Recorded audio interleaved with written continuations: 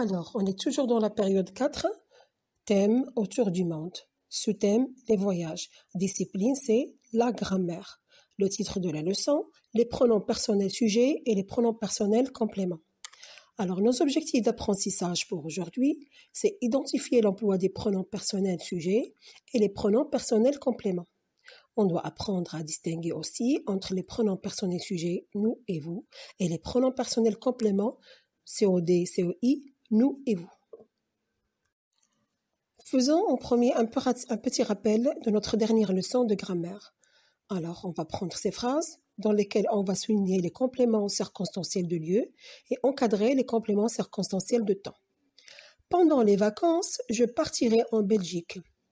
L'année prochaine, les élèves seront installés dans de nouvelles classes. Alors, pour identifier le complément circonstanciel de temps, quelle question doit-on poser? C'est la question « quand ». Très bien.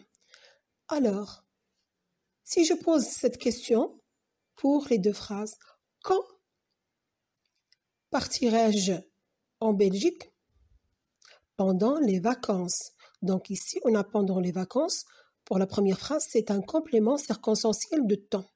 Alors, regardons maintenant pour la deuxième phrase. Quand les élèves seront-ils installés dans de nouvelles classes? C'est l'année prochaine. Donc, l'année prochaine, c'est un complément circonstanciel de temps de la deuxième phrase. Alors, maintenant, on va identifier le complément circonstanciel de lieu. Quelle question doit-on poser? Très bien, c'est la question « où ». Donc, où je partirai pendant les vacances? Je partirai en Belgique. Donc, en Belgique, c'est un complément circonstanciel de lieu pour la première phrase. Alors, posons la même question pour la deuxième phrase. Où les élèves seront-ils installés l'année prochaine? Dans de nouvelles classes. Donc, dans de nouvelles classes, c'est un complément circonstanciel de lieu pour la deuxième phrase.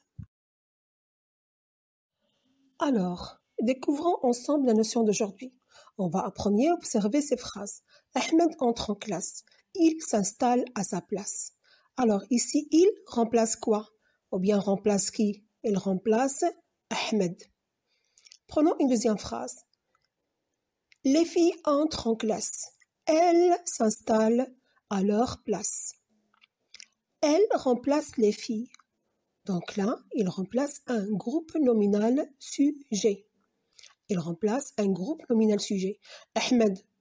Qui est-ce qui entre en classe? C'est Ahmed qui rentre en classe. Donc, Ahmed, c'est un sujet. Il remplace Ahmed qui est un groupe nominal sujet. Ahmed, quel est son genre et quel est son nombre? C'est masculin singulier. Donc, il est masculin singulier. C'est un pronom personnel, sujet, masculin singulier.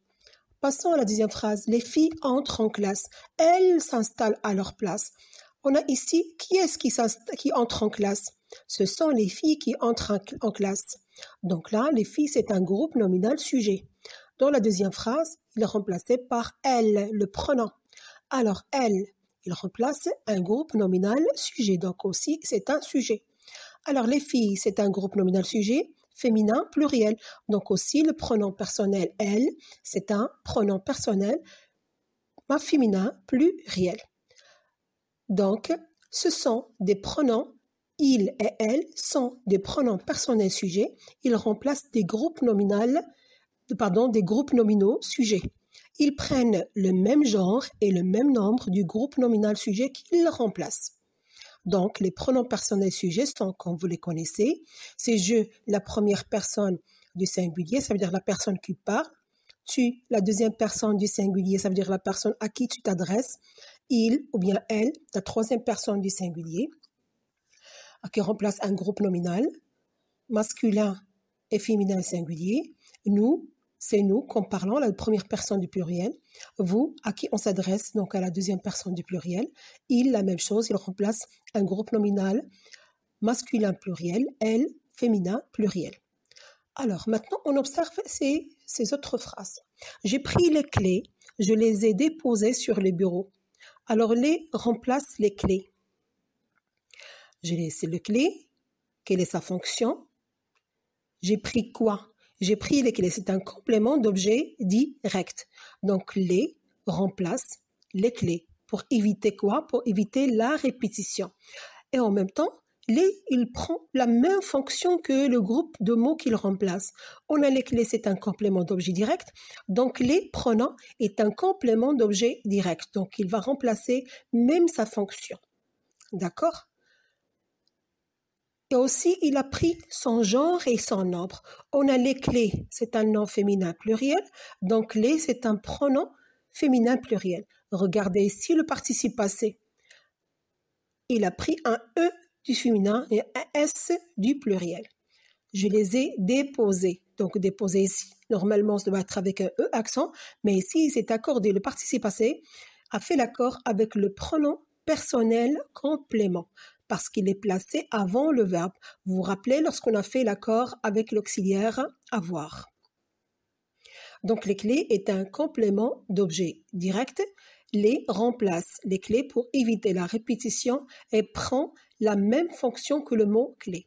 Donc les est un pronom personnel complément qui remplace un COD ou un COI pour éviter la répétition dans la phrase. Donc les pronoms personnels compléments sert à remplacer un COD ou bien un COI pour éviter la répétition dans la phrase. Donc les pronoms personnels compléments sont le, la, l'apostrophe, les, on, i, me, te, lui, nous, vous et leur.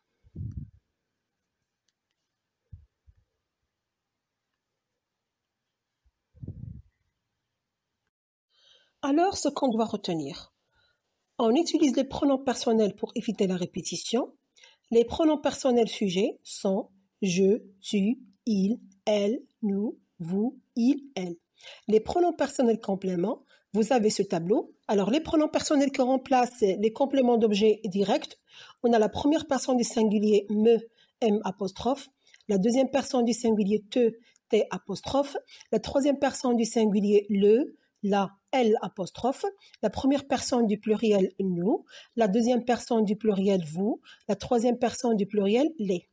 On a ceux qui vont remplacer un complément d'objet indirect. Me, M apostrophe pour la première personne du singulier. Pour la deuxième personne du singulier, on a te, T apostrophe. Pour la troisième personne du singulier, on a lui. Pour la première personne du pluriel, on a nous. Pour la deuxième personne du pluriel, on a vous. Troisième personne du pluriel, on a leur. Alors faisons un petit entraînement. Vous allez tous prendre la page 179 du livre et sur votre cahier de devoirs, vous allez faire les exercices 1 et 2. Et bonne chance, on se retrouve lors de notre séance.